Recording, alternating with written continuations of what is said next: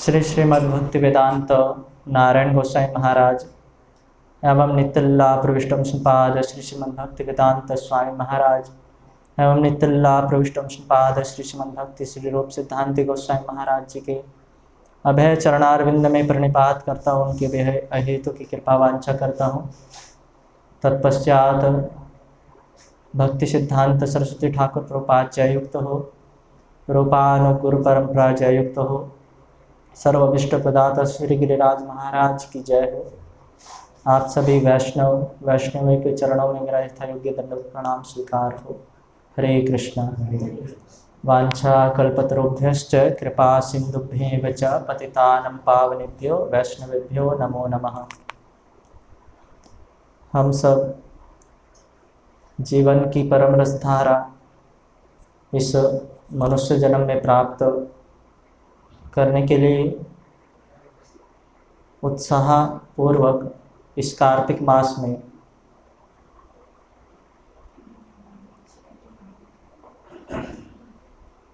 इस पावन कार्तिक मास में, विशेष रूप से इस दामोदर मास में जितनी भी आप आध्यात्मिक क्रियाएं या जो भी भगवान से संबंधित क्रियाएं करते हो, उसका बहुत फल है।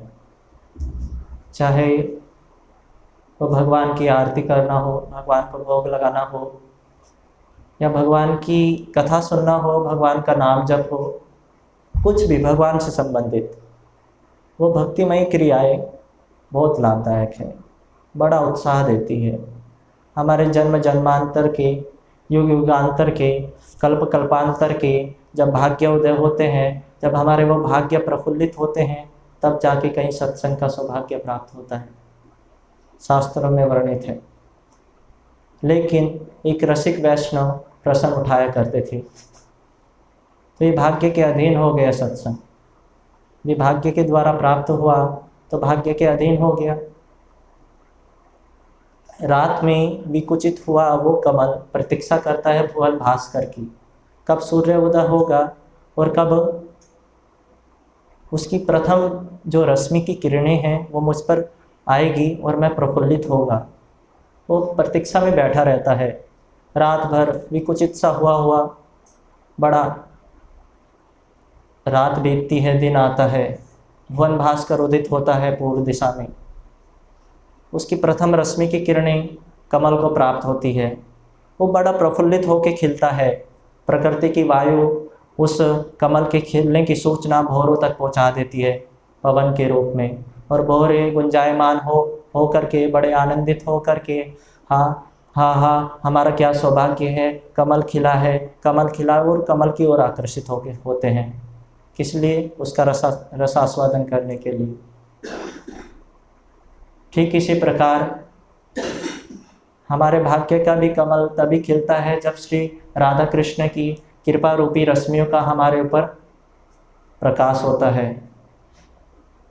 अन्यथा श्रीमती राधा रानी एवं कृष्ण की कृपा के बिना हम सत्संग का सौभाग्य भी प्राप्त नहीं कर सकते।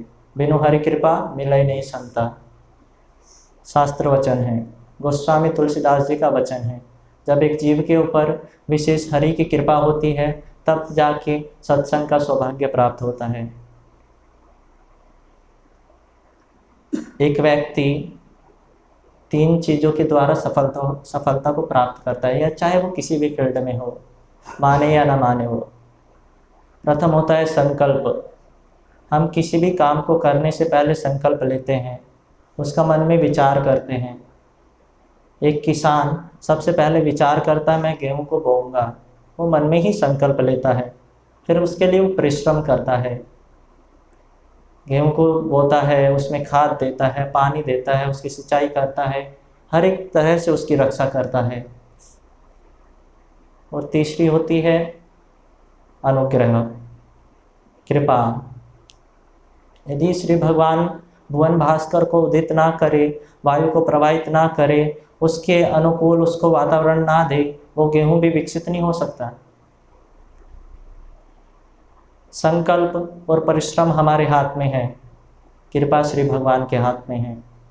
और मैं सत्य कहूँ, यदि एक व्यक्ति सत्संग में आने का संकल्प भी करता है, फिर अब उसके ऊपर परिश्रम भी करता है, अरे चलो चलो, मन भी नहीं मानता, मन भी बड़ा प्रतिकूल रहता है कि कैसे चाहे, हमारा तो मन नहीं लगता, चलो चलो थोड़ी मूवी देख लेते हैं, वेब सीरीज देख लेते हैं, अन्यथा कुछ भी कर लेते हैं। ये बहुत तरह से प्रतिकूलता लाता है मन। इसलिए शास्त्रों में कहा पहले अपने मन को अधीन करो, तभी जाके भक्ति शुरू होगी। हमारे एक महाराज जी, जिनका नाम था भक्ति प्रमोदपुरी गोस्वामी महाराज जी, वो कहा करते थे, भक्ति की शुरुआत तब तक नहीं हो सकती जब तक आप अपने मन अधीन ना हो। जब आपके मन अधीन हो जाए ना, तब मानना मेरी भक्ति की शुरुआत हुई है। हम माला लेके बैठते हैं, एक माला हो जाती है बड़ी आराम से, दूसरी माला भी हो जाती है, फिर तीसरी माला में पता नहीं मन कहाँ चला जाता है। अरे ये भी करना है, वो भी करना है, इधर भी देखना है, उधर भी देखना है, क्या क्या करना है, कितने प्रकार के विचार आते हैं, आते हैं नहीं। संकल्प भी, परिश्रम भी, लेकिन जब विशेष श्री हरि की कृपा होती है, श्रीमती राधा रानी की विशेष कृपा होती है, तब एक जीव शुद्ध साधु के सानिध्य में, शुद्ध गुरु परंपरा के सानिध्य में कहीं आके विराजमान होता है और उस कृपा की अनुभूति करता है। अनुभव अलग चीज़ है, अनुभूति अलग चीज़ है। अनुभव एक्सपीरियंस होता है, एक ही क्रिया को बार बार करते जाओ, वो एक्सपीरियंस है। अनुभूति को इंग्लिश में क्या कहेंगे? रियलाइजेशन। श्री भगवान की अनुभूति होती है, वो एक छाप छोड़ के चली जाती है। आप आज यहाँ बैठे हो, माला भी करते ही होंगे, चाहे 2 करते हो, 4 करते हो, 16 करते हो, 32 करते हो, कुछ ना कुछ तो अनुभूति है, कुछ ना कुछ तो छाप पड़ी है ना श्री कृष्ण की, कुछ ना कुछ संतों की छाप पड़ी है, तभी जाके यहाँ बैठे हो। कुछ अनुभूति तो हुई होगी, बेशक वो उस लेवल पे ना हुई हो, कुछ तो हुई होगी, और इसी को दूसरे में ट्रांसफ़र करने का नाम है प्रचार। जो भी आपको कुछ पता है, संतों की कृपा से आपको महसूस हुआ है, मनुष्य जन्म की दुर्लभता महसूस हुई है। हमारे एक महाराज जी एक भागवतम का एक श्लोक पे पूरा जीवन दे दिया संतों की सानिध्य में, एक श्लोक पे बिक गए। मेरे पीछे पीछे दोहरा वो श्लोक, लब्ध्वा सुदुर्लभम इदम बहु संभवान्ते मानुष्यम अर्थदम अनित्यम पीह धीरा तूर्णम यतेत न पतेत मृत्यु यावत निःश्रेषाय विषया खलु सर्वथा स्यात्। हम सब 84 लाख योनियों में घूमे हैं, कभी कुत्ते भी बने होंगे, कीट भी बने होंगे, शेर भी बने होंगे, भालू भी बने होंगे, क्या क्या नहीं बने होंगे, नाली तक का कीड़ा बने होंगे या नहीं, सब कुछ बने हैं। और सब सारी योनियों में हमें कुछ ना सब, एक माता भी मिला है, पिता भी मिले हैं, जो उस योनि के अनुकूल है, वो सब चीज़ें हमको मिली है। कुत्ता जो चीज़ खाता है उसको वो चीज़ मिल जाती है, सुअर जो चीज़ खाता है उसको वो चीज़ मिल जाती है, शेर जो चीज़ खाता है उसको वो चीज़ मिल जाती है, सब चीज़ मिल जाती है। विषया खलु सर्वथा स्यात्। मनुष्य को मिल गई, कौन सी बड़ी बात है? मनुष्य के अनुकूल खाना है, खाना मिल गया, मनुष्य के अनुकूल बेड है, बेड मिल गया, मनुष्य के अनुकूल पंखा है, पंखा मिल गया, सब कुछ मिल गया, कौन सी बड़ी बात हो गई? लेकिन ये मनुष्य जन्म मिल गया, ये बहुत बड़ी बात हो गई। मैं फिर से इस बात को दोहराऊंगा, जो चीज़ हमारी एक आदत होती है, जो चीज़ हमको बड़ी सहज मिल जाती है ना, उसको हम सामान्य सोच लेते हैं। हमको 2 हाथ बड़ी सहज रूप से मिल गए, नॉर्मली मिल गए, भगवान ने बड़ी आराम से दे दी 2 हाथ, 2 आँखें आराम से दे दी, एक नाक सूंघने के लिए आराम से दे दी, स्वाद लेने के लिए जीवा दे दी, चलने के लिए पैर दे दिए, बोलने के लिए मुंह दे दिया, सुनने के लिए कान दे दिए। सुन पा रहे हो अच्छे से, है ना? सुन पा रहे हो ना सब कुछ? जिसके कान नहीं है उससे जाके पूछो इनकी कीमत, जिसके हाथ नहीं है उससे जाके पूछो इन हाथों की कीमत क्या है, जिसके पैर नहीं है उससे जाके पूछो पैरों की कीमत क्या है। आप इस मनुष्य जन्म को कभी सामान्य मत लेना। हम इसको एक सीमित कर देते हैं, एक एक वही जो सब कोई कर रहे हैं ना, उसी को हम पुनरावृत्ति करते हैं। अरे हमारे मम्मी पापा ने भी ऐसा किया, अरे उन्होंने भी तो ये किया था, हम भी वही करेंगे, अरे उन्होंने ये किया था, हम भी वही करेंगे, वही क्रिया करते जा रहे हैं, वही उसमें। अरे पुनरपि जननम पुनरपि मरणम पुनरपि जठरी जठरे शयनम आहार निद्रा भय मैथुन च सामान्यम नेतन पशुभिर निर्णानम। वही खा रहे हैं, पी रहे हैं, सो रहे हैं, सब कुछ वही कर रहे हैं। लेकिन एक छोटा सा काम और करो, सब कुछ करो, मैं ना नहीं कर रहा हूँ, करो। आप गृहस्थी में रहते हो, करना भी जरूरी है। सब कुछ करो, एक छोटा सा काम और करो, भगवान के लिए करो। सब कुछ करो, भगवान के लिए करो। इस सारे शास्त्रों का सार है, जो भी करो भगवान के लिए करो। समझ में आ रहा है? बस करो, मना नहीं कर रहा करने को। करने को कौन मना करता है? हम भी करते हैं, आप भी करते ही हो, हम भी खाते हैं, व्यक्ति भी खाता है। फ़र्क बताऊं क्या है? वो अपने लिए खाता है, हम भगवान को भोग लगा के खाते हैं, हम प्रसाद खाते हैं। खाते हैं नहीं? और हम खाते नहीं, हम पाते हैं, हम कृपा को पाते हैं, कृपा को प्राप्त करते हैं। जो भी करो श्री भगवान के लिए करो। कार्तिक मास है, श्री राधा रानी का महीना है।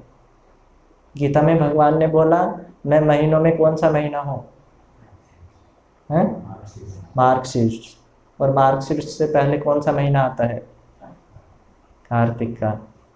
कृष्ण से पहले किसका नाम आता है? राधा रानी का। कृष्ण के महीने से पहले किसका महीना आता है? राधा रानी का। जब श्री राम को वनवास हुआ तो सीता मैया के पास पहुँची, क्या तुम भी मेरे साथ वनवास चलोगी? तो सीता मैया ने पूछा कि मैं चलूँगी, मैं आगे आगे चलूँगी, तुम पीछे पीछे चलना। अरे मैं आगे आगे साफ करती हुई चलूँगी, अरे तुम पीछे पीछे चलना। अरे कहीं गर्म होगा तो मैं उसके ऊपर कुछ हाथों से उस रेत को टटोल दूँगी, वो ठंडा हो जाएगा, कुछ टेम्परेचर उसका कम हो जाएगा। श्री सीता देवी आगे आगे चल रही है। इसी प्रकार कृष्ण अवतार में भी राधा कृष्ण, और ये महीने भी आगे पीछे चल रहे हैं। श्री राधा रानी का महीना आगे है, इसके बाद ही मार्गशीर्ष है नहीं? ये श्रीमती राधा रानी का महीना है। इसमें राधा रानी विशेष कृपालु है। इसका एक नाम है ऊर्जा व्रत, ऊर्जेश्वरी। ऊर्जा को प्राप्त करो, ये ऊर्जा प्राप्त करने का महीना है। जितनी भी क्रियाएं हो, अरे श्री भगवान के दर्शन करो, जितना हो सत्संग प्राप्त करो, सत्संग का सौभाग्य प्राप्त करो, उसकी हरि कथा को सुनो, भगवान के श्री दर्शन करो, दामोदर अष्टकम का पाठ करो, दीपदान करो। इस महीने में दीपदान का बहुत महात्म्य है। एक छोटी सी कथा आती है, आपने भी सुनी होगी, दोबारा रिपीट कर देता हूँ। बहुत पौराणिक कथाएं हैं, मैंने बहुत पहले सुनी थी। जब मैं शुरू में मठ में आया तो मैं दीपदान कर रहा था, तो तब सुनी थी, मुझे आज तक भी याद है, दिल पे एक छाप छोड़ गई। वो एक चूहा होता है ना, एक दीपदान करके वो रखता है एक व्यक्ति, तो चूहा क्या करता है, उस बत्ती पे उसके दांत गड़ जाते हैं, दांत गड़ जाते हैं। अब वो बत्ती छूटे ही ना, आग तो उसमें लगी हुई है। अब वो नाचे, वो छुटाना चाहे जैसे तैसे, वो छूटे ना। श्री भगवान ने क्या देखा, वाह वाह वाह, अरे क्या सौभाग्य इसका है, क्या भाग्य इसका है, मुझे दीपदान कर रहा है। उसको झट चूहे की योनि से अपने वैकुंठ में बुला लिया श्री भगवान ने। ये दीपदान करने की महिमा है। एक दीपदान कर दो, भगवान छोटी छोटी उससे रीझ जाते हैं। चूहे पे रीझ गए, अरे हाथी पे रीझ गए भगवान तो। सत्संग, गजेंद्र मोक्ष की कथा सुनी है सबने, उसके पीछे का सिद्धांत सुनो। किस किस ने गजेंद्र मोक्ष की कथा सुनी है? सबने, है ना? उसके पीछे का सिद्धांत देखो, ये सिद्धांत महत्वपूर्ण है, सुनना। सत्संग की महिमा क्या है, एक बार फिर रिपीट कर देता हूँ। गजेंद्र मोक्ष की छोटी सी है। गजेंद्र मोक्ष अपनी कंदराओं में रहता है, उसको प्यास लगी, नीचे तालाब में उतरा।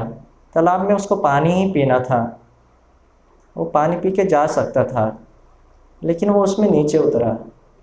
वो नीचे उतरा, फिर भी कोई दिक्कत नहीं है, नीचे उतर गया। पानी पीना था, बाहर आ जाना था, लेकिन वो उसमें क्रीड़ा करने लगा, खेलने लगा, और खेलते खेलते मगरमच्छ ने पैर पकड़ लिया। पता नहीं कितने हजार साल युद्ध चला।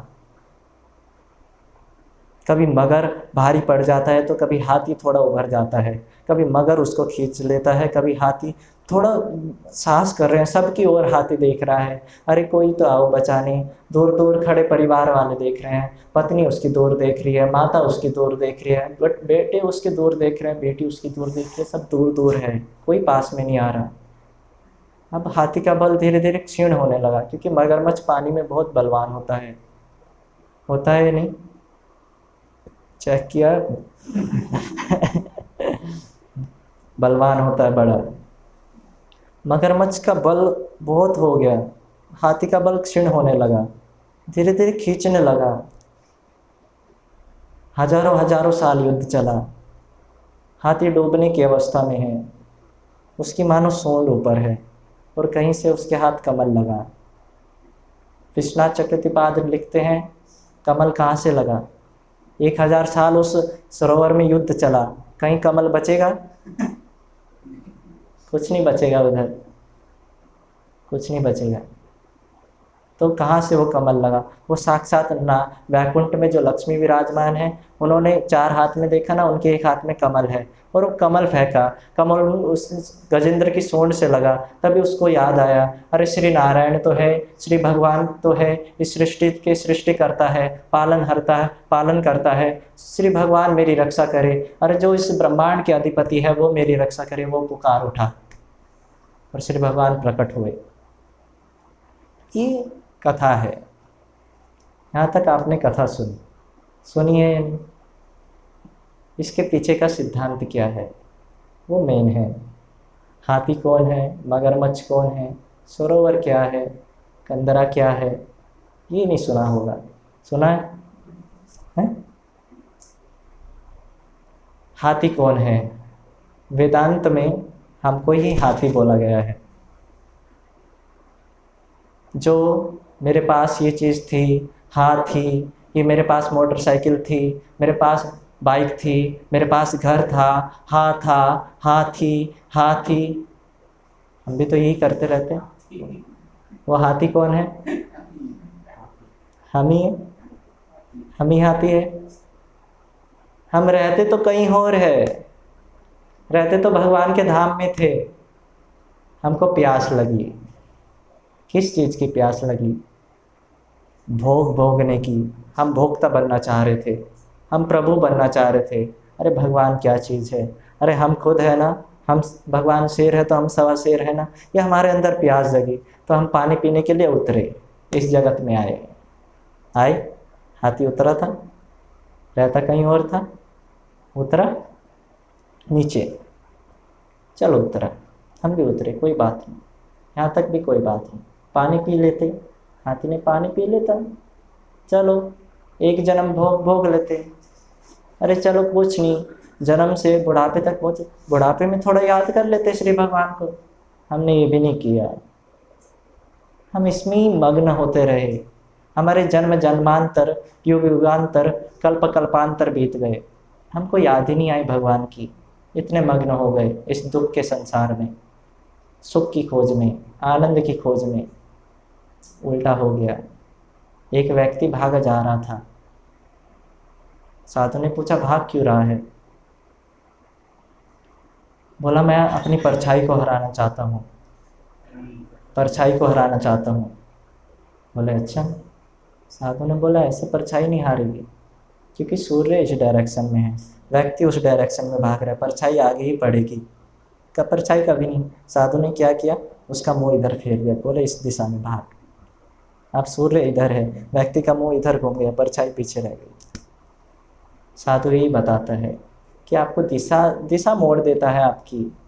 साधु और थोड़ी कुछ करता है, आपसे थोड़ी और कुछ छीनता है। भागो, भाग रहे तो भागो, कहाँ भागो? जगत से जगन्नाथ की ओर भागो। हम जगन्नाथ से जगत की ओर भाग रहे हैं, डायरेक्शन ही तो मोड़नी है या नहीं? जगत से जगन्नाथ की ओर भाग लो। साधु यही बताता है। चलो, हमारे भी जन्म जन्मांतर युग युगांतर कल्प कल्पांतर से हम भी ऐसे भ्रमण कर रहे हैं। जिस प्रकार हाथी क्रीड़ा कर रहा था, हम भी इस संसार में क्रीड़ा कर रहे हैं। अरे वही खेल खेल खेल रहे हैं, वही बच्चों को खिला रहे हैं। बच्चों को कुछ संस्कार नहीं देने, कुछ देना ही नहीं उनको। क्या कर रहे हैं करने दो, क्या कर रहे हैं ना करने दो, हमको कुछ फर्क ही नहीं पड़ता। हाथी भी ऐसे ही, उसको कुछ नहीं मतलब है। जो कोई कर रहा है वो अपना आनंद में नहा रहा है उस सरोवर में। हमारा भी ऐसा बचपन से बुढ़ापा आ जाता है, हम भी ऐसे ही करते रहते हैं, इस मज़े लेते रहते हैं। लेकिन कब आके मगरमच्छ पैर पकड़ लेता है कुछ पता नहीं। मगरमच्छ कौन है? मृत्यु काल। एक चिड़िया अपने पिंजड़े में एक अंडा दिया, और अंडा ही देते जब उसका बच्चा उसमें से निकलने वाला था, बाई चांस दुर्घटनावश उसकी मृत्यु हो गई चिड़िया की। उसका जो बच्चा था बाहर निकला पिंजड़े से बाहर नहीं निकला, पिंजड़े में ही है। बच्चा देख रहा है आसपास। जो उस चिड़िया का मालिक था, मालिक ने ही पालन पोषण किया उस चिड़िया के बच्चे का। उसको माँ होती तो उस बच्चे को उड़ना भी सिखाती। अब सिखाए तो सिखाए कौन? इंसान थोड़ी उड़ना सिखा सकता है नहीं।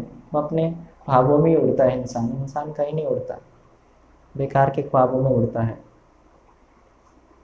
चलो छोड़ो, माँ होती तो उड़ना सिखाती। मालिक क्या उड़ना सिखाएगा उसे?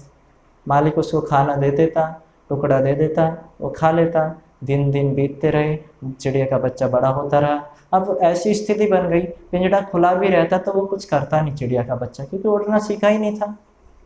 उसके उड़ने का अनुभव था ही नहीं उसको। पंख उसने कभी फैलाने की कोशिश ही नहीं की, क्योंकि सिखाया ही नहीं किसी ने बताया ही नहीं, किसी ने समझाया ही नहीं। व्यक्ति ने कुछ नहीं किया, धीरे धीरे बच्चा बड़ा हो रहा है।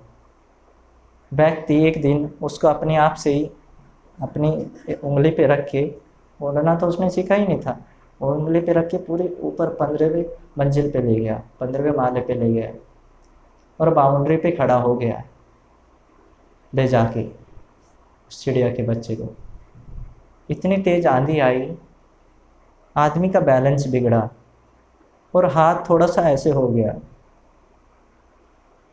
और चिड़िया का बच्चा 15वें माले से नीचे गिरने लगा। 15वें से 14वें पे आया, 14वें से 13वें पे आया, 13वें से 12वें पे, 11वें पे, 10वें। अब मरता व्यक्ति क्या ना करता? जब व्यक्ति समुद्र में डूब रहा है वो भी अपने हाथ पैर हिलाता है, चाहे उसको तैरना ना आता हो, हिलाता ही नहीं। चिड़िया का बच्चा भी क्या करता? उसने एकदम से उसके थोड़े थोड़े अंग फड़फड़ाए, पंख फड़फड़ाए, लेकिन उसकी गति 10वें से 9वें पे, 9वें से 8वें पे, लेकिन अब उसकी गति थोड़ी धीमी होने लगी थी नीचे गिरने की। नीचे गिर रहा है, अब उसने और तेज पंख फड़फड़ाए। 5वें पे आए थे, 4थे पे आए थे, अब मानो उसकी गति रुक गई हो, उसने और तेज फड़फड़ाए। अब वो फिर ऊपर की ओर जाने लगा। 4थे, 5वें, 6ठे, 7वें, 8वें, 9वें, 10वें, 11वें, 12वें, 15वें माले पे मालिक सोचता था मेरे पास आएगा, लेकिन मालिक को क्या पता था उस चिड़िया के बच्चे ने, जो अब बड़ा हो चुका था, 15वें माले से भी 1000 फीट की दूरी पर, ऊंचाई पर एक पक्षी को उड़ते हुए देख लिया था, जो उसकी तरह ही उड़ रहा था।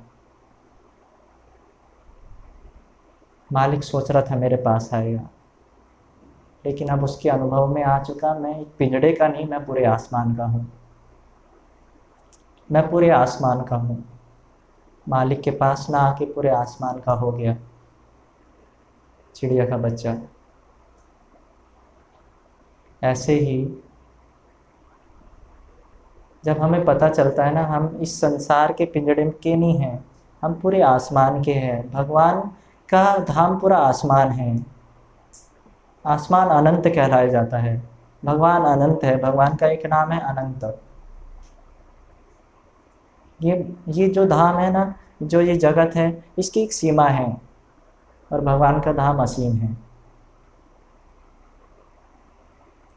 हम पूरे जब एक एक चिंता मत करो, एक दुर्घटना ऐसी घटेगी जीवन में जब हमको भी पता चलेगा, उस आंधी की तरह हमारे जीवन में भी एक ऐसी आंधी आएगी, हम भी नीचे गिरेंगे, हम भी 15वें माले से 14वें पे आएंगे, 13वें पे आएंगे, 12वें पे आएंगे। अरे कोई कोई होता है संभल जाता है, कोई कोई होता है नीचे गिर के मर जाता है। लेकिन चिंता मत करो, एक दिन तुम्हारे द्वार पे ही साधु आ जाएंगे ऐसे भटकते भटकते, और वो भी तुम्हें बताएंगे, अरे चिंता मत करो, तुम्हारा ये एक पिंजड़ा नहीं है, पूरा आसमान है।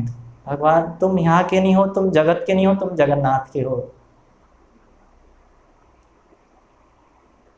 मीराबाई यही जगह जगह डोलती फिर रही है, गली गली में जा रही है, ले लो रे कोई कृष्ण का प्याला आवाज लगाऊं गली गली, ले लो रे कोई कृष्ण का प्याला आवाज लगाऊं गली गली। अरे सूरदास भी यही कह रहे हैं, मौसम कौन कुटिल खल कामी, अपने माध्यम से सब सबको समझा रहे हैं।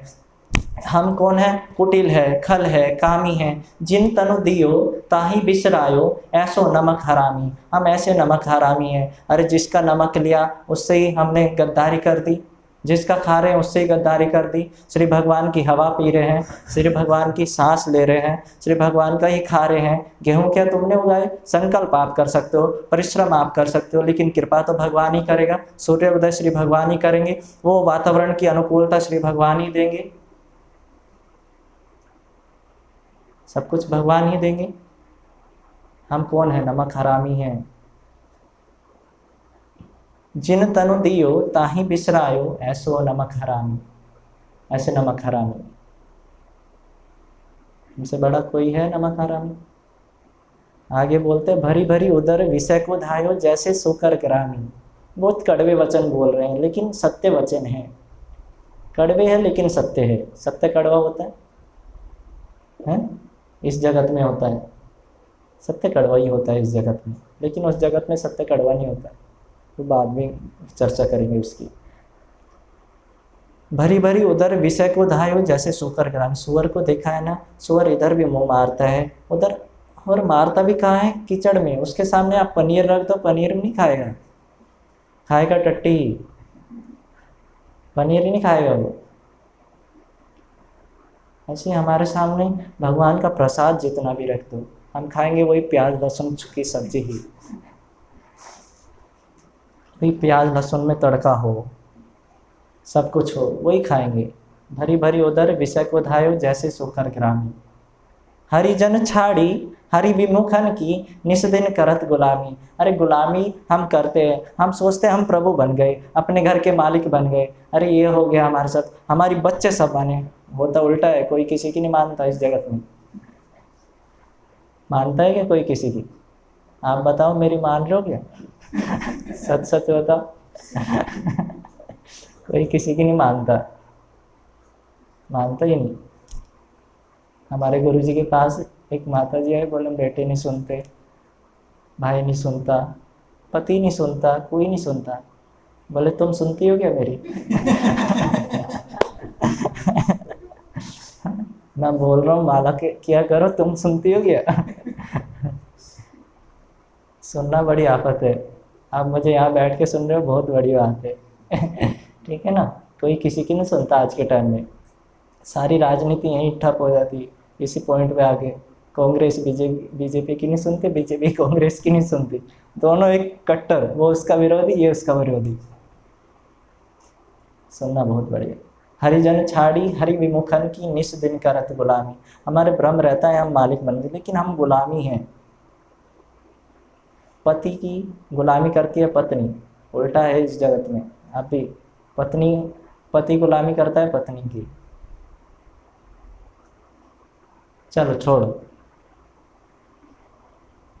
माँ बाप, बेटे को सेवा करनी चाहिए माँ बाप की। आज के टाइम में उल्टा हो रहा है, माँ बाप सेवा कर रहे हैं बेटे की, सब कुछ उल्टा।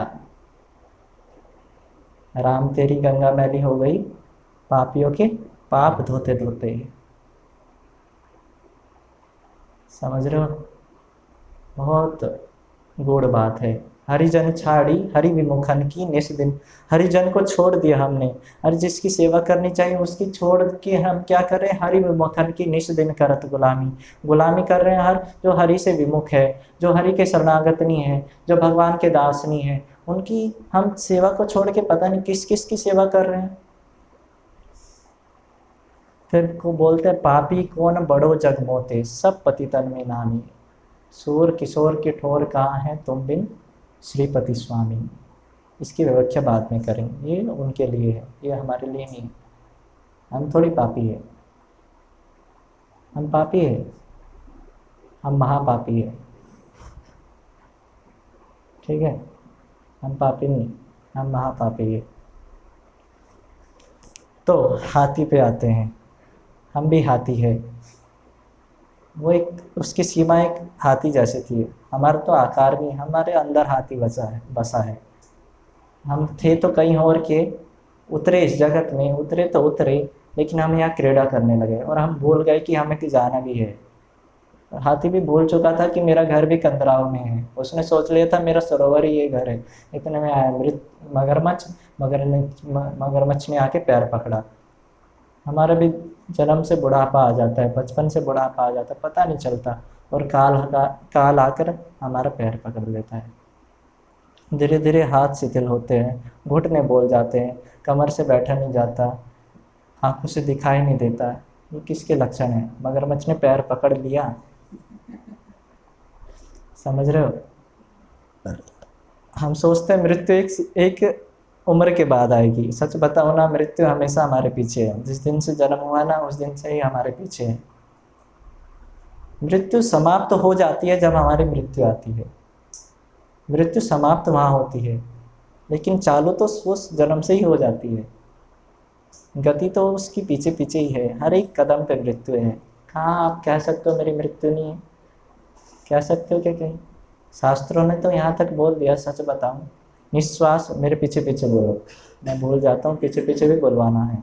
निश्वासो नेव विश्वासो गदा रुद्धो भविष्यति। भविष्य में इतना ही बोलना था। भविष्य में चलो, भविष्य में एक सांस निकली, दूसरी आएगी भी नहीं आएगी कुछ पता नहीं। ये वास्तविक बात है, रियलिटी है ये। हम सोचते हैं प्रवचन में आ गए, महाराजा प्रवचन करेंगे, सुन लेंगे, इस कान से सुनेंगे, इस कान से निकाल देंगे, फर्क क्या पड़ता है? फर्क कुछ पड़ता है क्या? कुछ फर्क नहीं पड़ता है। हम सुन तो रहे हैं, क्या वो सुनना है? हमने सुना तो याद है, दृष्टांत याद है? हाँ, एक गुरुजी ने शिष्य को बोला कि जा पानी लेके आ। एक बार बोल दिया पानी लेके आ, 2 बार बोल दिया पानी लेके आ, 3 बार भी बोल दिया पानी लेके आ। शिष्य भी उचक के बोला, गुरुजी कितनी बार बोलोगे? मैंने सुन लिया ना, ज्यादा मत बोलो, मैंने सुन लिया। गुरुजी भी अब धीमी आवाज में बोले, पानी लेके तो आ जा। क्या उसने सुना? उसने सुना ही नहीं। जब वो पानी लेके आएगा वो सुनना हुआ। ऐसे आप सुन रहे हो, वो सुनना हुआ ही नहीं। जिस दिन उस पर चलना शुरू करोगे ना, वो होगा, वो वास्तविक सुनना होगा। हमारा सुनना भी नहीं होता, समझ रहे हो? ये बात है।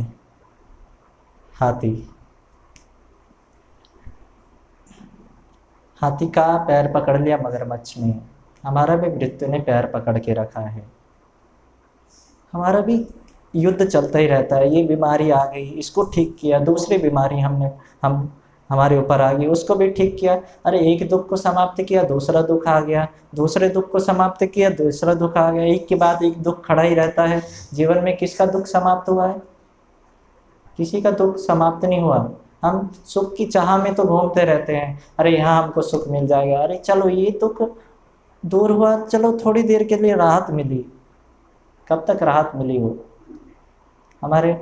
हमारे प्रभु जी उदाहरण देते हैं, टेनिस है ना, टेनिस बॉल, टेबल टेनिस, उसमें क्या होता है, एक एक बंदा इधर से मारता है, अब वो जब तक बॉल नहीं आती जब तक वो सोचता है कि राहत मिली, लेकिन वो तैयारी में रहता है दूसरी बॉल तक कब आए और इधर उधर घूमता रहता है। ऐसे ही हम हैं, हम सोचते हैं कि राहत मिली हमको, लेकिन वो दूसरा दुख कब आ जाएगा पता नहीं, लेकिन आप तैयार ना होए ना और वो बॉल मिस हो जाएगी,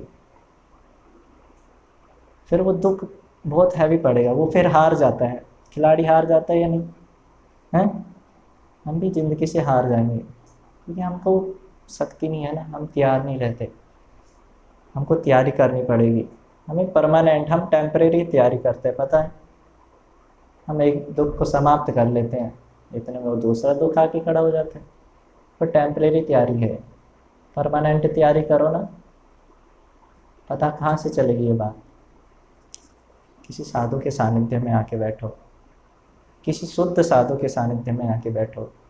मैं फिर से वही बात कहूँगा, हम साधु आकृति से पहचानते हैं, अरे मैं यहाँ ये ड्रेस पहन के बैठा हूँ, ये पहन के बैठा हूँ, मैं आकृति से साधु हूँ, प्रकृति से साधु को पहचानो। प्रकृति से इधर कोई, प्रकृति का मतलब एक होते है बाहर की प्रकृति नेचर, एक होती है अंदर का नेचर, अंदर का स्वभाव, अंदर के स्वभाव से साधु को पहचानो। मैं यहाँ से सबसे छोटा साधु हो सकता हूँ, मुझसे बड़े बड़े साधु भी हो यहीं बैठे होंगे, ये प्रभु जी मुझसे बड़े साधु होंगे, ये प्रभु जी मुझसे बड़े साधु होंगे, आकृति बेशक मेरे जैसी ना है, प्रकृति है, प्रकृति मुझसे उच्च है,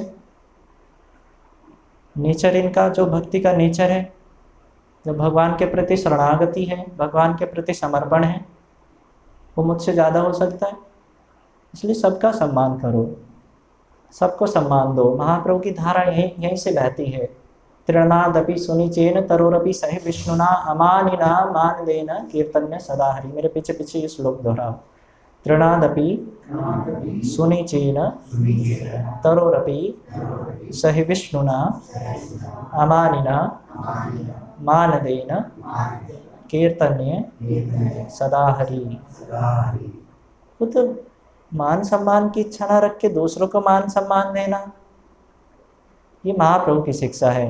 महाप्रभु की शिक्षा सारे वेदांतों का सार है, सारे उपनिषदों का सार है। शिक्षा महाप्रभु ने 8 श्लोक उच्चारण किए, चेतो दर्पण मार्जनम भव महादावाग्नि निर्वापणम श्रेय केरव चंद्रिका वितरणम विद्यावधो जीवनम आनंदाम्बुधिवर्धनम प्रतिपदम पूर्णामृतास्वादनम सर्वात्मनाशना परम परम विजयते श्री कृष्ण संकीर्तनम नाम नाम कार्य बहुधा निज सर्वशक्तिस्तत्रार्पिता नियमिता स्मरणेन काला एतादृशी तव कृपा भगवन् ममापि दुर्देव निदृशामिह जनिनानुराग तृणादपि सुनिचेन तरोरपि सह विष्णुना मानिना मानवेन कीर्तन्य सदा हरि। ना धनम ना जनम ना सुंदरीं कवितां वा जगदीश कामये मम जन्मनि जन्मनीश्वरे भवताद् भक्तिर् अहेतुकेतवे अयि नंद तनुज किंकरम पतितम माम विस्मय भवान बुधो कृपया तव पाद पंकज स्थित धूलि सदृशम विचिन्तया नयनम गलदश्रुधारया वदनम गदगद रुद्धया गिरा पुलकीर निश्चितम बपु कदा तव नाम ग्रहणे भविष्यति युगायतम निमिषेण चक्षुषा प्रवसायतम शून्यायतम जगत सर्वं गोविंद विरेण में आश्लिष्य व पादरतां पिनष्टु माम दर्शनात् मरमहतां करोतु यथा तथा विद्धातु लंपटो मत प्राणनाथस्तु साइब ना परा। ये 8 श्लोक है श्रीमद् महाप्रभु के, सारे वेदांतों का सार महाप्रभु ने 8 श्लोक बोले। ये शिक्षा अष्टक है, ये हमारी गौड़ीय परंपरा का बहुत इम्पोर्टेंट ग्रंथ है। सबसे मुख्य आचार्य प्रमुख भगवान, कभी मौका लगा तो इनके बारे में विस्तार से बताएंगे। ये स्वयं भगवान हैं, चैतन्य महाप्रभु स्वयं भगवान हैं। स्वयं भगवान क्यों हैं? क्योंकि ये वैकुंठ से सत्ययुग में भी थे, त्रेता में भी थे, द्वापर में भी थे, कलयुग में भी थे। वही चैतन्य महाप्रभु नरसिंह भी बने, वही चैतन्य महाप्रभु राम भी बने, वही चैतन्य महाप्रभु कृष्ण भी बने। ये कृष्ण हैं साक्षात महाप्रभु श्री चैतन्य, राधा कृष्ण नहीं अन्य। रूपानुग जनेर जीवन, रूपानुग जन के जीवन है महाप्रभु।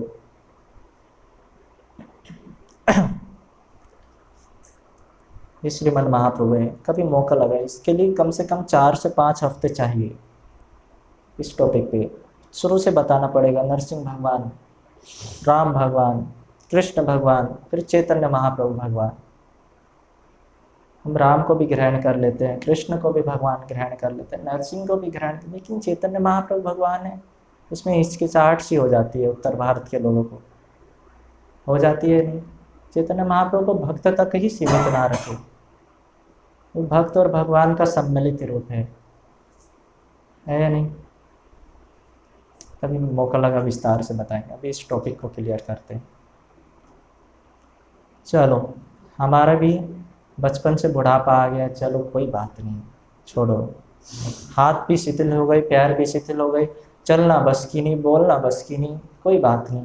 बेड पे लेटे हैं, देखते हैं जिस प्रकार हाथी देख रहा था चारों ओर कि अब ये मेरी मदद करेगा, ये मुझे मगरमच्छ से बचाएगा, मृत्यु से बचाएगा। मगरमच्छ क्या है? काल है, मृत्यु है, ये मुझे बचाएगा। हम भी देखते रहते हैं। एक व्यक्ति बुढ़ापे में देखता रहता है, शेष सैया पे लेटता रहता है। अरे डॉक्टर को बोलो ना कुछ और मुझे सांसें दे, डॉक्टर को बोलो ना कुछ और मुझे सांसें दे।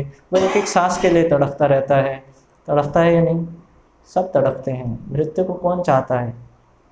छोटा सा खरोच भी आ जाए ना, उस पर भी हम बहुत मलहम पट्टी कर देते। हमको अनुभूति नहीं है, हम बॉडी नहीं, हम कौन है? We are soul. अनुभूति है। देखिए आपने आत्मा, किसी में घुस गई वो आत्मा देखी? बोलते ना आत्मा घुस गई से, है ना? मेहंदीपुर बालाजी जाना, वहाँ सिर हिलाती हुई दिखाई देगी। वो आत्मा नहीं होती, वो हवा होती है। ठीक है? आत्मा होती है भगवान का अंश। आत्मा ही की शुद्ध शब्द है, वो भटकती हुई आत्मा है। ठीक है? भटक रही है इधर से उधर। आत्मा मतलब भगवान का विशुद्ध अंश। ममेव वांछा जीवलोक जीवभूता सनातना। भगवान का अंश आत्मा है। भगवान विशुद्ध है, आत्मा भी विशुद्ध है। विशुद्ध का मतलब अशुद्ध नहीं, विशुद्ध का मतलब विशेष रूप से शुद्ध है। एक होता है शुद्ध, एक होता है विशेष रूप से शुद्ध। वो विशेष रूप से शुद्ध है, उसमें कुछ मिलावट नहीं है आत्मा में। आत्मा शुद्ध है। हम भी देखते रहते हैं मृत्यु के समय, ये हमारी रक्षा करेगा, ये हमें बेटा बचा लेगा, अरे पत्नी बचा लेगी, कोई तो हमें बचा लेगा। लेकिन सच बताओ ना, कोई नहीं बचा सकता। ना मृत्यु मुच्यते यावत, कोई नहीं हमको बचा सकता। तभी थोड़ी सी चलो शिथिल हो गया सारा शरीर, पैरालाइज्ड हो गया, कुछ काम नहीं कर रहा मानो, सपोज करो, लेकिन हमारी थोड़ी सी बुद्धि विकसित होती है। बुद्धि रहती है नहीं? बुद्धि काम करती है। हम सुनते सब रहते हैं। एक व्यक्ति कोमा में रहता है ना, उसकी भी थोड़ी चेतना हो रहती है, उसके अंदर सभी संभावना होती है। हाँ, जी भी सकता है, ये संभावना होती है नहीं? थोड़ी सी बुद्धि विकसित रहती है। तब मानो आपका परम सौभाग्य उदित हुआ हो, तभी जिस प्रकार हाथी का परम सौभाग्य उदित हो गया था। और देखना आप, नारायण को कुछ फर्क नहीं पड़ता। फर्क पड़ा तो किसको पड़ा? लक्ष्मी देवी को पड़ा। लक्ष्मी देवी ने ही कमल फेंका, वो श्री जी ने ही कमल फेंका, और कमल के प्रभाव से उसको याद आया, अरे श्री भगवान तो मेरे हैं, भगवान तो मेरे अपने हैं, कोई मेरा अपना नहीं है, लेकिन श्री भगवान ही मेरे अपने हैं। तब उसको याद आया। इसी प्रकार गुरु, वो कमल है ना, लक्ष्मी कौन है? लक्ष्मी गुरु है। वो एक उनसे एक संप्रदाय चलती हुई आ रही है जिसका नाम है श्री संप्रदाय। वो श्री संप्रदाय की प्रवक्ता है, आचार्य है, हमारे भी आचार्य है। हमारे आचार्य कौन है? गुरुदेव है, सदगुरु है, वैष्णव लोग हैं, साधु लोग हैं, विशुद्ध वैष्णव हैं। हमारे भी फिर हम भी क्या करते हैं, हमारी भी छोटी सी बुद्धि विकसित रहती है। फिर साधु लोग हमारे द्वार पे आते हैं, वो हमारी बुद्धि में घुसाते हैं, क्या करो, हरे कृष्णा कृष्णा कृष्णा हरे हरे, हरे राम राम राम हरे हरे। हम भी पुकार उठते हैं, हे गोविंद, हे गोपाल, मेरी रक्षा करो, मृत्यु से मेरी रक्षा करो। मैं कितना तड़फ रहा हूँ, मुझे पता नहीं क्या क्या कष्ट सता रहे हैं, मेरा मन बिल्कुल खराब हो चुका है, मेरी बुद्धि बिल्कुल खराब हो चुकी है, थोड़ा तो कृपा करो हे भगवान। हरे कृष्णा कृष्णा कृष्णा हरे हरे, हरे राम राम राम हरे हरे। इस प्रकार ये सतगुरु, ये सत्संग का वो कमल आके टकराता है। गुरुदेव, चलो लक्ष्मी देवी गुरु हो गई, कमल क्या है? कमल सत्संग है। सत्संग जब हमारी मति से टकराता है ना, जब हमको याद आता है कि हमारा कोई अपना तो है, हम जिसको जीवन भर अपना सोच रहे थे वो गलत था, ये याद आता है। श्री गोविंद ही अपने हैं, श्री गोपीनाथ ही अपने हैं, मदन मोहन ही अपने हैं, और इस महीने में दामोदर ही अपने हैं। है नहीं? ये महीना ही दामोदर मास है।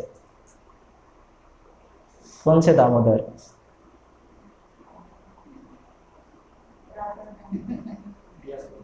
किस किस के यशोदा दामोदर अपने हैं? अभी अभी अभी मैं प्रूफ करता हूँ। अभी एक श्रेष्ठ छाड़ता हूँ मैं। श्रेष्ठ कौन है इधर? ठीक है, चलो, जिसके राधा दामोदर है वो भी श्रेष्ठ है, जिसके यशोदा दामोदर है वो भी श्रेष्ठ। कुछ भेद नहीं देखना। ठीक है, लड़ाई नहीं करना हमको। हमारे दामोदर अपने इस महीने में, ये दामोदर का महीना है, दामोदर मास है। इस महीने में जितना हो सके उतना साधु के संग में रहो, साधु के टच में रहो। हो सके तो वृंदावन चले जाओ 2 दिन के लिए, किसी के सानिध्य। देखो, वृंदावन भी अकेले मत जाना, किसी साधु के सानिध्य में ही जाना। क्योंकि हमारे एक बार क्या हुआ, हमारे महाराज जी एक बार वृंदावन, पहली बार एक व्यक्ति वृंदावन गया था। शुरू में कभी अकेला ही घूमता रहता, अरे मैं वृंदावन कितनी बार आया हूँ, मैं वृंदावन इतनी बार, गली गली मुझको याद है, मुझे याद है राधा दामोदर जी मंदिर कहाँ है। अरे तुम क्या मुझे बताओगे, राधा रमन में अकेला चला जाऊंगा? निधिवन के पीछे ही तो पड़ता है। महाराज जी उसको लेके गए। अब वो व्यक्ति बीच में क्या दिखा उसको? एक सुअर दिखा, और सुअर दिख के ऐसे ऐसे में उसने, अच्छा तुम वृंदावन आए हो? वृंदावन?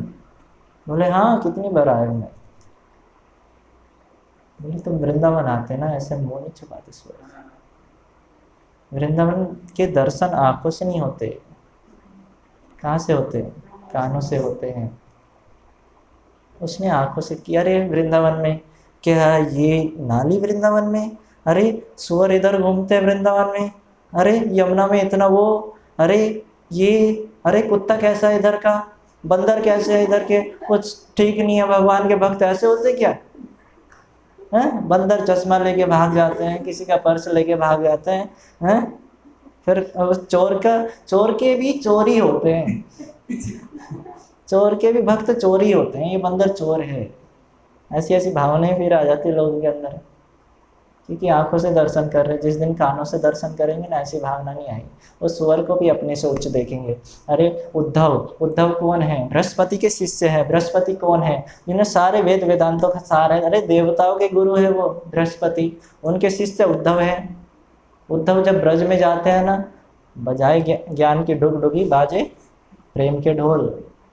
डुगडुगी के आगे, डुगडुगी की आवाज़ दबी रह जाती है ढोल के आगे। ढोल बजता है ना जब, डुगडुगी क्या काम आएगी?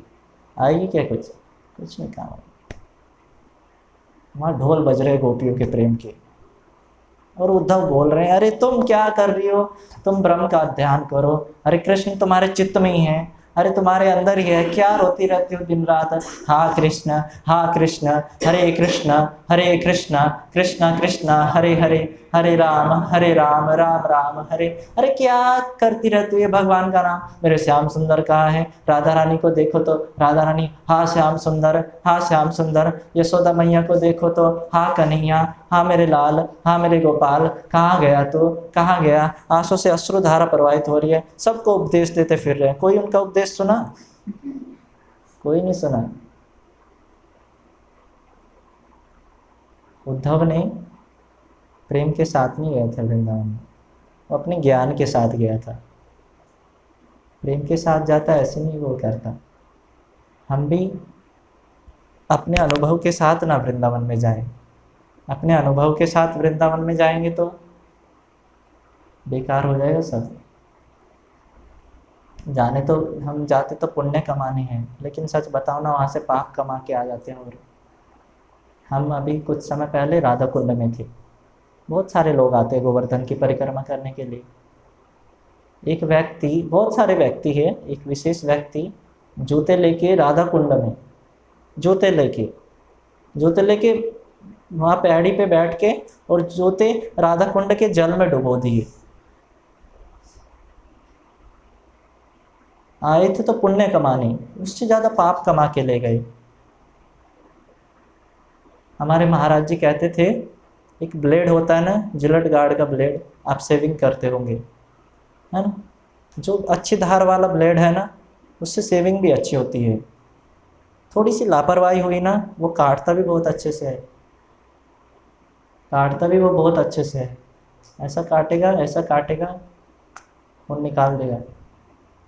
इसी प्रकार भगवान है ना, भगवान एक धारदार ब्लेड के समान है। यदि वो अच्छे से आपका पालन पोषण भी करते हैं ना, थोड़ी सी लापरवाही कर दी ना आपने उनके धाम में, किसी का अपमान कर दिया, बंदर को गाली दे दी, कुछ बंदर के प्रति दुष्भाव आ गया आपके मन में, तभी वो धार ऐसी लगेगी ना, मुंह दिखाने लायक नहीं रहोगे भगवान को। सच बता रहा हूँ। इसलिए जाओ तो किसी रसिक वैष्णव के सानिध्य में जाओ, किसी रसिक वैष्णव के अनुगत होके जाओ। अरे चलो अकेले भी गए हो ना, अकेले भी गए, लेकिन किसी अपने गुरु को बता के जाओ, गुरु जी हम आज वृंदावन जा रहे हैं। गुरु को स्मरण रहेगा, हाँ मेरा वो शिष्य वृंदावन में है। अरे चलो गुरु बिना किसी वैष्णव को तो बता के जाओ, हाँ हम आज वृंदावन में जा रहे हैं। तो उनको एक स्मरण बना रहेगा ना, वो आपका फिर कनेक्शन बना रहेगा वैष्णव से, वो स्मरण रूपी कनेक्शन। चलो तन रूपी कनेक्शन ना है, मन का तो कनेक्शन है ना, वो आपका बना रहेगा। इसलिए कहाँ था मैं,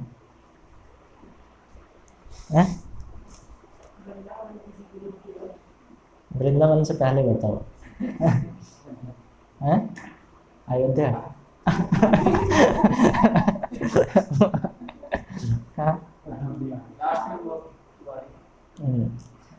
हाथी पे ही आते हैं, चलो कहीं नहीं थे, हाथी पे थे, अपने आप पे थे हम, हाथी हम ही हैं। याद हुई पूरी, है ना, सिद्धांत पता चला, किस किस को पता चला, पहली बार किस किस ने सुनाई सिद्धांत, पहली बार सुना ना, इसके पीछे का रहस्य। इसलिए जब एक विशुद्ध गुरु परंपरा के अनुगत्य में, किसी विशुद्ध वैष्णव के अनुगत्य में, किसी गुरु के अनुगत्य में जब हम आते हैं ना, जब हमको ये सिद्धांत प्रकाशित होते हैं, नहीं हमने लीला ही सुनी है, भगवान ने लीला मुंह उठा के नहीं कर दी कोई भी, अरे चलो कुछ काम नहीं है, चलो दामोदर लीला कर देते हैं, मटकी फोड़ देते हैं, क्या जा रहा है, अपना ही माल है। ऐसे नहीं मटकी फोड़ी, मटकी फोड़ने के पीछे क्या रीजन है, बहुत सारे रहस्य छुपे हुए हैं। दामोदर लीला का भागवतम का पहले श्लोक, एकदा गृहदासीसु यशोदा नंद गेहिनी कर्मांतर नियुक्तासोपि निर्ममंत स्वयं दधी। इसके पीछे क्या रहस्य है, कर्मांतर नियुक्तासोपि। एक बार पीछे पीछे मेरे श्लोक दोहराओ, एकदा गृह दासीसु यशोदा नंद गेहिनी कर्मांतर नियुक्तासो निर्ममंथ स्वयं दधी। यशोदा मैया स्वयं ही दधी क्यों बेल रही है, क्यों बिलो रही है, इतनी सारी दास दासियां हैं, उनको तो और कामों में लगा दिया, यशोदा ही क्यों बोला, नंद गेहिनी, नंद की पत्नी बोला, इधर नंद की पत्नी है, नंद की गृहिणी है, ये क्यों बोला यशोदा है।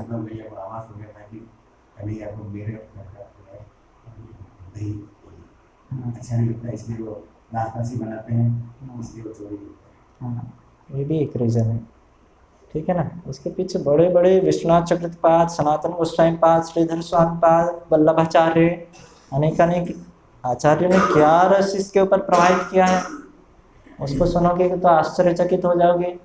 सत्संग की बात चल रही है, मैं कि बात को घुमाऊं, बात को वहीं रहने देते हैं, सत्संग पे आते हैं। अरे गीता का श्रीमद् भागवतम का पहला ही श्लोक, जन्मादश्चेतोन्मयात् ततश्चार्थेषु अभिज्ञस्वराट् तेने ब्रह्म हृदयायादिकव्य मुह्यन्ति यत् सूर्या तेजो वारिमृदां यथा विनिमयो यत्र त्रिसर्गो मृषा धाम्ना स्वेन सदा निरस्तकोकं सत्यं परम धीमहि। श्री सनातन गोस्वामी पाद तेजो वारी मृदाम, इन 3 शब्दों में ही सत्संग की धारा प्रवाहित कर देते हैं। तेज क्या है, वारी क्या है, मृदाम क्या है। जिस प्रकार एक कढ़ाई होती है ना, कढ़ाई उस पर जंग लग गया है ना, बहुत दिन से धुली नहीं, वो जर्जरित हो गई है जंग से, उसको मांजना है, ऐसे नहीं मंजती वो, है ना। उसके पहले पानी लाओ, पानी ला के उसमें पानी भर के उसको फिर अग्नि पे बैठाओ, फिर वो धीरे धीरे पानी गर्म होगा, उसकी जो चिकनाहट है, उस पर जो गंदगी है वो हटेगी। जो फिर उसको पहले ज़माने में मिट्टी से मांजते थे, या बर्तन चूल्हे की राख होती थी उससे मांजते थे या नहीं, मांजे ना आपने?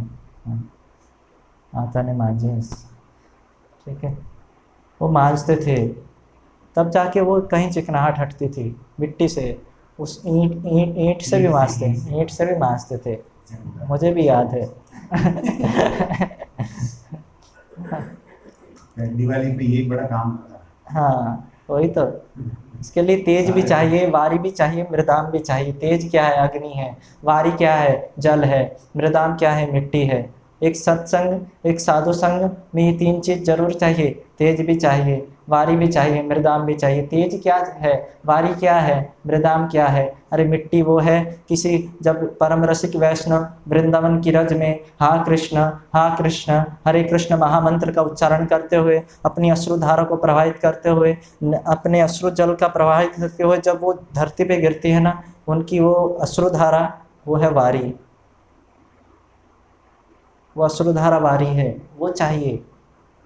हमारी जो हृदय की ये कढ़ाई है ना, ये भी बहुत मैली है, इस पे भी जितनी विषयों की चिकनाहट इस पे लग चुकी है, ये भी जर्जरित हो चुकी है, इसको भी धोना होगा, इसको भी मांजना होगा। ये मंजेगी कैसे? एक तो परम वैष्णव के आंखों से विगलित हुआ अश्रु प्रवाहित हुआ, अश्रु प्रेमाश्रु वो चाहिए, वो वारी चाहिए। मृदाम, वो जिस रज पे वो चल रहे हैं ना, उसकी मिट्टी अपने माथे पे लगा लो। ये गोपी चंदन क्या है, गोपियों की रज है, और कुछ क्या है, हम लगाते हैं, बड़े चाव से लगाते हैं। एक साधारण व्यक्ति श्रृंगार करता है, वैष्णव भी श्रृंगार करता है। साधारण व्यक्ति सजता है साधारण व्यक्तियों के लिए, हम सजते हैं जगन्नाथ के लिए। साधारण व्यक्ति सजता है जगत के लिए, हम सजते हैं किसके लिए?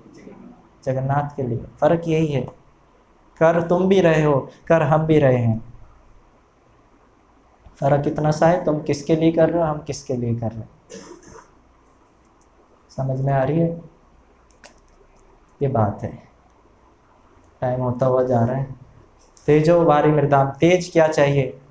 अरे एक औरत मंदिर में पहुंची, उसके पास दिया भी है, बत्ती भी है, बत्ती में घी भी है, लेकिन वो माचिस नहीं लेकर आई। दूसरी औरत की प्रतीक्षा में बैठती है, दूसरी औरत भी दिया लेके आ गई, बत्ती लेके आ गई, उसमें घी लेके आ गई, वो भी माचिस लेके नहीं आई। देख दोनों औरत बैठती है, तीसरी औरत की प्रतीक्षा में, तीसरी औरत भी कुछ लेके नहीं आई। अरे चौथी औरत आई 1 घंटे बाद, चौथी औरत की प्रतीक्षा में बैठी बैठी वो बोलती है, तुम माचिस लेके आई? बोले हाँ मैं लेके आई। क्यों नहीं लेकर आई? और वो माचिस लेके पहले अपना दिया जलाती है, फिर सबका दिया जला देती है। हमारे पास भी ये शरीर रूपी दिया है, मन रूपी बत्ती है, और इसका मन का मंथन करके, जैसे दूध का मंथन, दूध से पहले जमाते हैं दही, दही का मंथन करके उसमें से घी निकालते हैं ना, आप भी इस मन का मंथन करो, और जो घी प्राप्त होगा ना वो अपनी बत्ती में भरो, मन में भरो। विशुद्ध घी भरना होगा, ऐसा वैसा घी नहीं, अब लोकल घी नहीं भरना है ना। हम लोकल घी भर लेते हैं, है ना। आज के टाइम में भगवान को, ठाकुर जी को घी लगाना है, कहाँ लिया वो 400 वाला आते ना, वो लिया, चलो हाँ चर्बी वाला लिया, ये वाला घी नहीं चलेगा। चलो हमारे दिया भी है, बत्ती भी है, घी भी है, लेकिन वो माचिस नहीं है, वो आग नहीं है हमारे अंदर। हम भी प्रतीक्षा में बैठे रहते हैं कब कोई सदगुरु आएगा। अरे एक साधु हमारे द्वार पे आ जाता है, उसके पास भी माचिस नहीं होती, वो आग नहीं होती जो हमको चाहिए। दूसरा भी आ जाता है, जिस प्रकार वो औरत प्रतीक्षा में बैठी थी, उसके पास माचिस नहीं थी, वो आग नहीं थी, हमारे पास भी वो अग्नि है। हम भी एक साधु का इंतजार करते हैं, दूसरे साधु का इंतजार करते हैं। अरे साधु साधु आते रहते हैं, लेकिन कोई एक सदगुरु होता है जिसके पास वो माचिस मिलती है। वो पहले उस माचिस से अपनी मन रूपी बत्ती में वो आग लगाता है। वो आग कौन सी है? कृष्ण प्रेम विरह अग्नि। वो जब उसके अंदर जगती है ना, फिर वो सब सारे दिए जला देता है। आपके अंदर भी वो कृष्ण प्रेम विरह अग्नि जला देगा, तुम भी फिर नाच उठोगे। मीरा के अंदर वो अग्नि है, सूरदास के अंदर वो अग्नि है, नरोत्तम दास ठाकुर के अंदर वो अग्नि है। अरे चैतन्य महाप्रभु तो दावानल है उसके विषय में, वो तो हाँ कृष्ण करते करते आप गंभीरा में लेटे रहते हैं। लेटे रहते हैं या नहीं?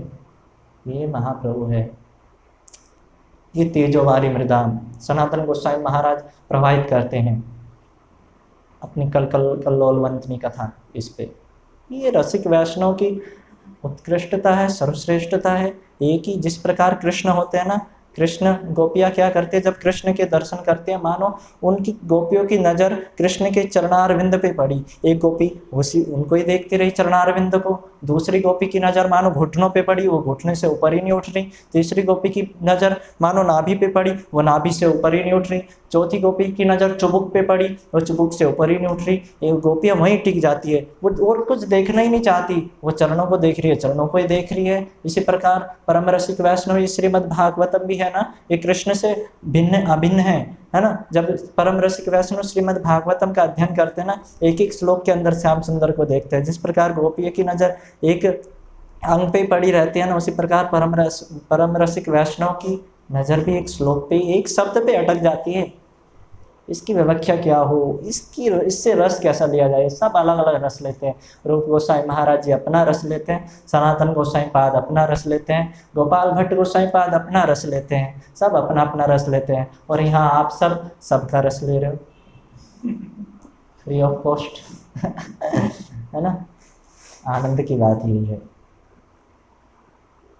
ये एक होता है रस इस जगत का, जब वो रस ऊपर से नीचे आता है ना, वो फीका होता चला जाता है। एक वो आध्यात्मिक जगत का रस है, जब वो ऊपर से नीचे आता है ना, और मिठास उसमें आ जाती है। ये आध्यात्मिक जगत की बात है। इतना ही बोल के मैं अपनी वाणी को विराम देता हूँ।